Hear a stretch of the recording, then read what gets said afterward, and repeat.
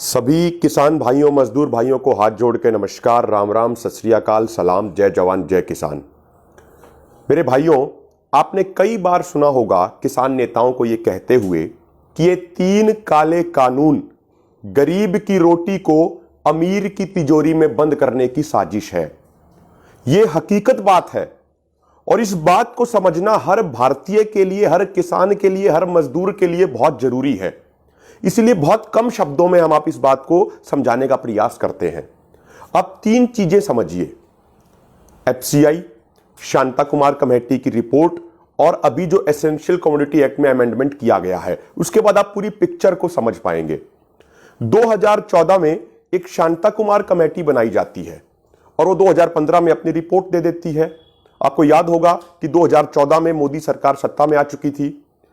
उस कमेटी ने अपनी रिपोर्ट में कहा कि सरकार जो फूड ग्रेन्स की प्रोक्यूरमेंट करती है, उस प्रोक्यूरमेंट को 30 से 40% कम किया जाए और उसको मुक्त बाजार यानी फ्री मार्केट के हवाले कर दिया जाए। अब इसमें इस बात को और सरल भाषा में, आसान भाषा में यदि आपको समझाएं तो जो सरकारी प्रोक्यूरमेंट होती थी वो 30 से 40% कम कर दी जाएगी। अब आप अगली चीज समझिए, 2014 में मोदी सरकार सत्ता में आई, उसके बाद 2016-17 के बाद से बजट में एफसीआई के लिए, फूड सब्सिडी के लिए कोई भी धन आवंटित नहीं किया जा रहा है।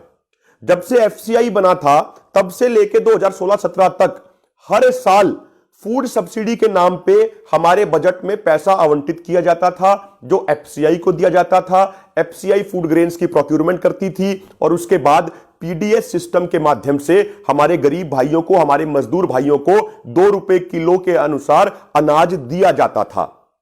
2016-17 के बाद से एक भी पैसा एफसीआई को आवंटित हमारे बजट में नहीं किया गया है। 2014 में जब ये लोग सत्ता में आए थे, बीजेपी के लोग, तो उस समय एफसीआई के ऊपर कर्ज था 91,000 करोड़ रुपए का। आज 2021 में एफसीआई के ऊपर कर्ज हो गया है 4,09,000 करोड़ का, क्योंकि उसको कोई पैसा ही नहीं दिया जा रहा है। नेशनल स्मॉल सेविंग फंड से कर्जा लेने के लिए मजबूर है आज के दिन एफसीआई।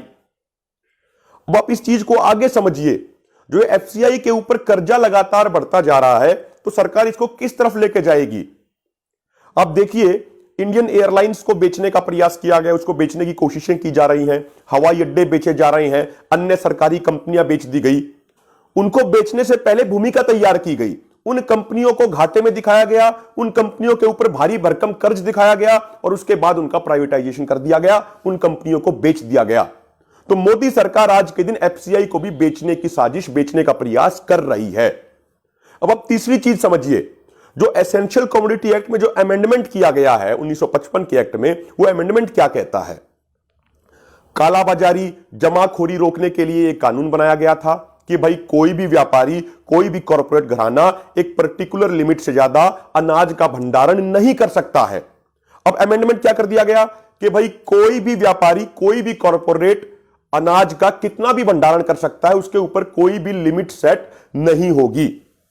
और इसी अमेंडमेंट के धारा नंबर 2B के पैराग्राफ नंबर 2 में यह भी लिखा है कि भाई यदि अनाज का रेट 50% बढ़ा, बागवानी यानी हॉर्टिकल्चर के प्रोडक्ट्स का रेट 100% बढ़ा, तो दोबारा से स्टॉक लिमिट लगेगी, लेकिन वो सिर्फ किसान पे लगेगी, वो वैल्यू चेन पार्टिसिपेंट या प्रोसेसर पे नहीं लगेगी, यानी कुल मिला के कंपनी के ऊपर नहीं लगेगी।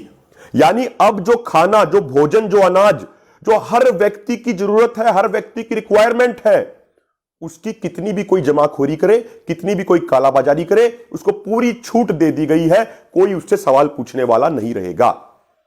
अब आप इस चीज को एक और समझिए, अभी तक जैसा मैंने पहले बताया कि एफसीआई अनाज प्रोक्यूर करती थी और उसके बाद पीडीएस सिस्टम के माध्यम से वो 2 रुपए किलो के अनुसार वो अनाज दिया जाता था। अब क्या होगा, जो ये पूरी प्रोक्यूरमेंट होगी, अब जो पूरा अनाज का जो भंडारण होगा, ये प्राइवेट लोगों के हाथ में सौंपा जा रहा है इन 3 कानूनों के माध्यम से। अडानी के बड़े बड़े साइलोज यानी बड़े बड़े गोदाम बन गए हैं, उनमें खूब कृषि उत्पाद जमा किए जाएंगे, उनका भंडारण किया जाएगा, कोई उनसे पूछने वाला नहीं होगा।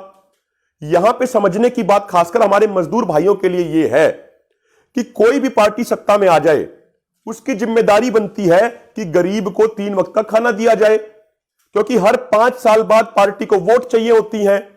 यदि ये अनाज भंडारण, यदि ये अनाज की प्रोक्यूरमेंट, ये पूरी प्रक्रिया कॉरपोरेट के हाथों में चली गई, जैसा इन 3 कानूनों के माध्यम से प्रयास किया जा रहा है, तो उन कॉरपोरेट घरानों की कोई अकाउंटेबिलिटी नहीं है। उन कॉरपोरेट घरानों की कोई जिम्मेदारी नहीं है कि हर गरीब को 3 वक्त का खाना मिले, तो इसलिए उनसे कोई सवाल नहीं पूछेगा। उनको जो बात मैटर करती है वो है उनका सिर्फ मुनाफा। यदि उसके लिए कॉरपोरेट घरानों को गरीब लोगों का खून भी चूसना पड़ेगा तो वो चूसेंगे, और इसी तरीके से वो अमीर बनते हैं। तो जब ये पूरी प्रोसेस जो ये है, पूरी प्रक्रिया है ये फसल खरीदी और फसल वितरण की, जब ये कॉरपोरेट के हाथ में चली गई, तो आप समझ लीजिए कि हमारे देश के जो मजदूर भाई हैं, जो गरीब भाई हैं, उनके भूखा मरने की भी नौबत आ जाएगी। आज के दिन पूरी दुनिया में ग्लोबल हंगर इंडेक्स में हमारा देश 102वें नंबर पे है। कितनी शर्म की बात है हमारे लिए ये। और ये हालात तो तब है जब एक अच्छा पीडीएस सिस्टम हमारे देश में वर्क कर रहा है। जब ये पीडीएस सिस्टम खत्म हो जाएगा तो फिर हमारे हालात क्या होंगे। और जैसा मैंने शुरुआत में कहा, शांता कुमार कमेटी की रिपोर्ट यही तो कह रही है कि सरकार सरकारी प्रोक्यूरमेंट को कम करे। यदि सरकारी प्रोक्यूरमेंट कम होगी तो फिर वितरण भी कम होगा, हमारे गरीब भाइयों को भोजन भी नहीं मिलेगा। आज के दिन हमारे देश में 80 करोड़ लोग सब्सिडाइज्ड फूड ग्रेन्स पर निर्भर हैं, यानी 80 करोड़ लोग सब्सिडी वाला भोजन लेते हैं और अपना जीवन चलाते हैं। तो यदि ये प्रोक्यूरमेंट कम हो गई, यदि ये स्टोरेज कॉर्पोरेट प्राइवेट लोगों के हाथ में चली गई, तो गरीब लोगों का भविष्य अधर में लटक जाएगा। इसलिए हमारे नेता बार बार इस बात को कह रहे हैं कि ये 3 काले कानून गरीब की रोटी को अमीर की तिजोरी में बंद करने की साजिश है। इसलिए हम मंच से बार बार ये कहते हैं, ये सिर्फ किसानों का नहीं, ये सभी वर्गों का आंदोलन है। ये हर उस व्यक्ति का आंदोलन है जो दिन में 3 वक्त का खाना खाता है। हम तो कहते हैं कि मनुष्यों के अलावा जो पशु पक्षी हैं उनके हक की बात भी है, क्योंकि ये अनाज है, इस पे सबका अधिकार है, भोजन पे सबका अधिकार है। लेकिन सरकार क्या चाहती है, इस अनाज पे भी कॉर्पोरेट और प्राइवेट लोगों का अधिकार बनाना चाहती है। इसीलिए इस चीज को रोकने के लिए, इस चीज के खिलाफ ये किसान आंदोलन चल रहा है। इसीलिए मेरी हाथ जोड़ के सभी वर्गों, सभी जातियों, सभी धर्मों, 36 बिरादरी के लोगों से यह विनती है, खासकर मजदूर भाई इस बात को ध्यान से सुने कि यदि ये 3 कृषि कानून वापस नहीं हुए तो हम सब का भविष्य खतरे में है। भूखा मरने की नौबत आ जाएगी। किसान तो फिर भी अपना अनाज पैदा करता है, वो 5 दिन 10 दिन किसी तरीके से सरवाइव कर लेगा। लेकिन जो मजदूर भाई जो आज के दिन पीडीएस सिस्टम पे जो आश्रित हैं, वो तो एक दिन भी जिंदा नहीं रह पाएंगे। इसीलिए सभी वर्गों, चाहे कोई सवर्ण हो, चाहे कोई दलित हो, चाहे कोई ओबीसी हो, किसी भी धर्म के हो, हिंदू मुस्लिम सिख ईसाई, किसी भी जाति के हो, सब लोगों से विनती है, मजदूरों से, किसानों से, कि हम सब का साझा आंदोलन है। इस आंदोलन को हम लड़ेंगे और निश्चित तौर पे इस आंदोलन को हम जीतेंगे। और निवेदन यह करता हूं, किसान एकता मोर्चा जो आपकी आवाज है, जो पूरे इस आंदोलन को पूरी दुनिया में जो लेके जा रहा है, इस किसान एकता मोर्चा के पेज को अधिक से अधिक लाइक करें, शेयर करें। नौजवानों की टीम है जो इस पूरे पेज के पीछे काम कर रही है, उनका हौसला भी बुलंद हो, यही निवेदन है। बहुत बहुत धन्यवाद। जय जवान, जय किसान, जय भारत।